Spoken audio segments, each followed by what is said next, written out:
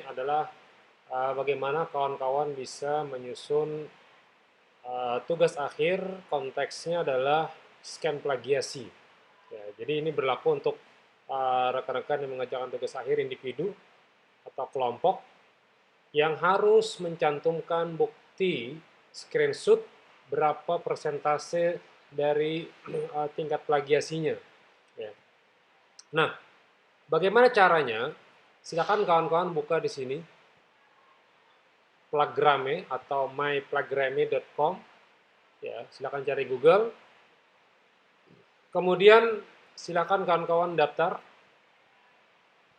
ya, mendaftar di platform ini. Ya. Kemudian setelah mendaftar, mungkin bisa Anda lihat bisa dilihat linknya ya, linknya. Kemudian setelah Anda mendaftar, kemudian buka email Anda sebagai verifikasi email. Setelah Anda verifikasi email, silakan kawan-kawan lihat artikel mana yang mau Anda tulis. Setelah Anda terdaftar, maka tampilannya seperti ini. Ya. Setelah Anda terdaftar, tampilannya akan seperti ini. Ya. Tampilannya seperti ini. Kemudian apa yang harus Anda lakukan ketika tampilan seperti ini? Ya. Pilih artikel yang kawan-kawan akan uji plagiasinya. Ya. Klik saja di sini atau di sini boleh ya. Boleh di sini, boleh di sini. Kemudian cari artikelnya yang mana yang dijadikan sebagai artikel untuk di-scan. Ingat format penulisannya yang salah. Saya ambil saja yang ini contoh. Ya. Nah, setelah saya mengupload, tulisannya successfully uploaded, artinya sudah selesai di-upload. Kemudian akan muncul seperti ini. Nama yang inilah yang akan jadikan patokan kawan-kawan. Ya. Apa artikel yang kawan-kawan lagi akan scan? Ya. Artikel apa yang kawan-kawan akan scan? Maaf, hilang.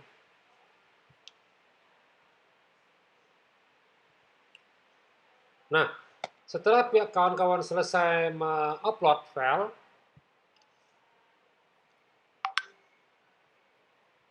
bentar hilang. Setelah kawan-kawan mau upload file, ini tadi gambarannya, ya. Maka kawan-kawan akan melanjutkan klik di sini. Kalau ini berbayar ya, ini berbayar, ya bayar nggak bisa. Klik saja ini, lanjutkan gratis ya. Klik. Setelah diklik, tunggu hasilnya. Ya, tunggu hasilnya. Mungkin agak sedikit lama karena mungkin bisa dikatakan iya, namanya pakai presentasi penilaian makalah ya. Tadi makalahnya kemarin, yang tadi barusan kita bahas. Ya, ini, makalah ini, setelah dimaknai ini hampir 100% plagiasinya. Ya, tanpa daftar pustaka, ya, hampir 85% lah. Nah, kemudian setelah saya maknai kembali, saya ulang pemahamannya, saya baca artikel orang lain, saya baca artikel mana-mana, kemudian saya gabungkan artikel lain, saya tambahkan artikel itu, saya analisa artikel itu, saya tambahkan dengan bahasa sendiri, saya hapus artikel orang lain, saya hapus artikel yang lainnya, baru muncullah kawan-kawan bisa melihat. Ya. Kemudian setelah selesai, kawan-kawan harus mengunggah di sini.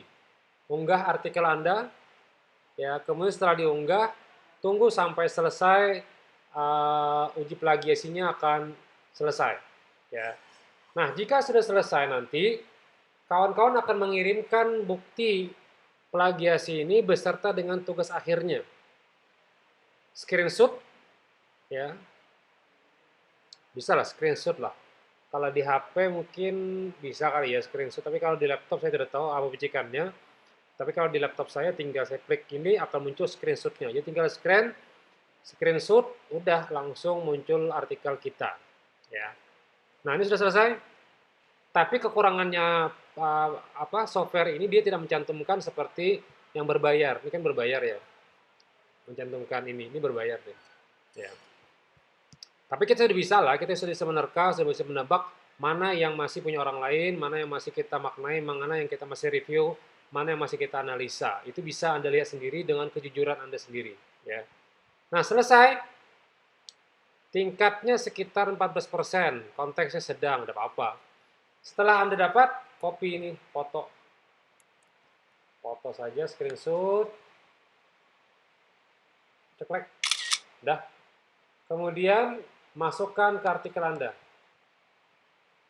Nah, ini. Seperti contohnya nanti. Seperti contohnya kurang lebih. Ya.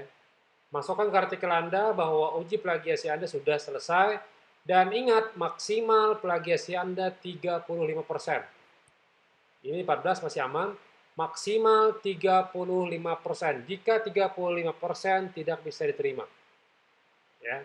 Jika 35% tidak bisa diterima.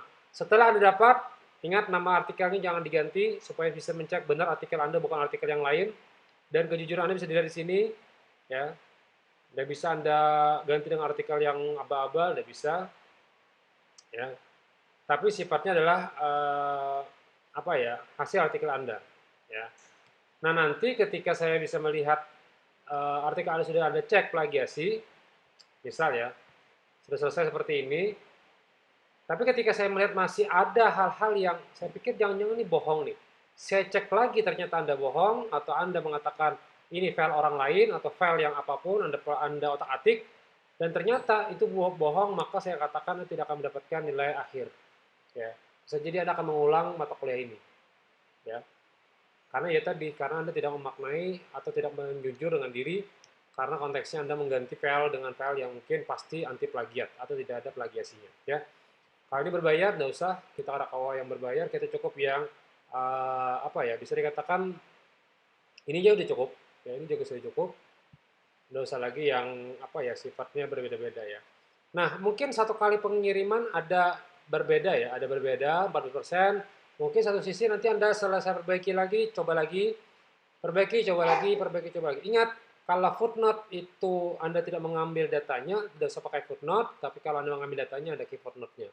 Tapi kalau tidak mengambil datanya, tidak usah pakai footnote, kosong aja. Tapi ingat, selalu berikan analisa Anda. Semakin banyak pendapat Anda, maka minimalis dari plagiat tadi makin berkurang. Ya, sangat minimalis dia. Jadi bagi saya, kenapa? Karena berbanding dengan persentase persentase kalimat. Ya. Ada 3.000 kata, ada 1.000 kata karakter. Ya. Nah, ini bisa dilihat nih. Dari 3.029 karakter kata, saya melihatkan ini halamannya, seterusnya ya. Nah, ketika saya melihat seluruhnya seperti ini, nah ini kan asal katanya mungkin hanya sekitar 15 halaman atau berapa, saya reduksi lagi jadi sekitar 10 halaman. Setelah 10 halaman saya maknai kembali jadilah sekitar lebih daripada 10 halaman. Kemudian jadikan spasi 1 jadilah 10 halaman saja atau 11. Ini spasi 1 ya. Mungkin kawan-kawan yang spasi 2 ini atau spasi 1,5 sekitar 15 atau 16 halaman lah ya. Nah, intinya tergantung kepada prosentase pemaknaan ya. Prosentase pemaknaan. Semakin banyak analisa Anda atau semakin banyak kalimat dari Anda, insya Allah dia akan mengurangi tingkat plagiasinya. Tapi semakin banyak kutipan orang lain, maka ya tentu pasti maksimalnya masih tinggi gitu loh ya. Nah, ini beda-beda ya. Padahal artikelnya sama, ada yang 14, ada yang 12, tapi tidak jauh beda gitu ya. Demikian, kawan-kawan bisa melihat bagaimana cara mencek scan plagiasi di artikel untuk scan Plugrammer. Ini lumayan gratis, tapi untuk buktinya saja ya. Demikian, terima kasih. Subhanakallah wa bihamdika, asyhadu an la ilaha illa anta, astaghfiruka wa atubu ilaik. Terima kasih. Assalamualaikum warahmatullahi wabarakatuh.